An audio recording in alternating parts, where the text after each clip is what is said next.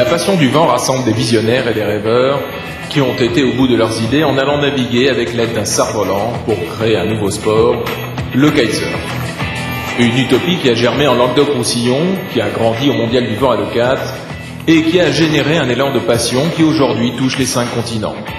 C'est l'histoire de femmes et d'hommes qui ont transformé leurs rêves en vie passionnante.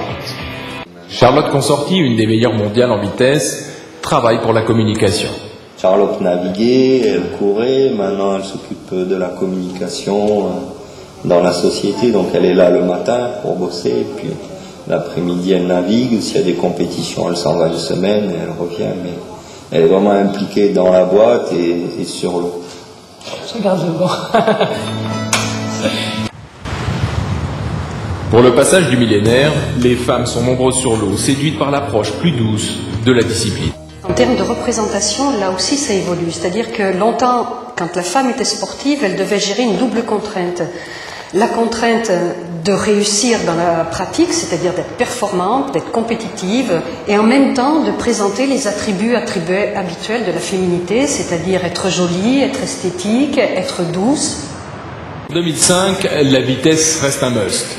Charlotte Consorti va améliorer le record du monde féminin en le portant à 33 nœuds 47, soit plus de 61 km/h.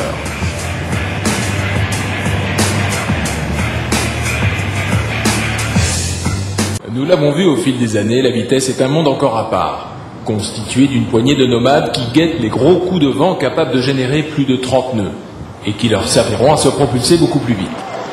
C'est souvent l'aboutissement de semaines de recherche sur les voiles, les planches, les positions à adopter, comment apprendre à dompter les rafales.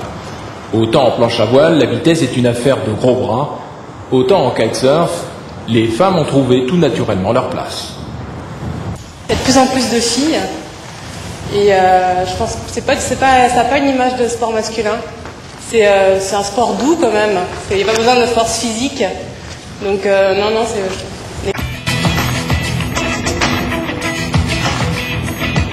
Moi, je pense que c'est la même sensation qu'on a partout dans tous les sports quand on va vite, hein, que ce soit même dans les sports automobiles ou en ski, en snow. La sensation de vitesse, c'est quelque chose qu'on a l'impression de ne pas contrôler en fait. On peut aller de plus en plus vite, on ne sait pas jusqu'où on peut aller, on ne le contrôle pas et c'est ça qui donne de l'adrénaline en fait.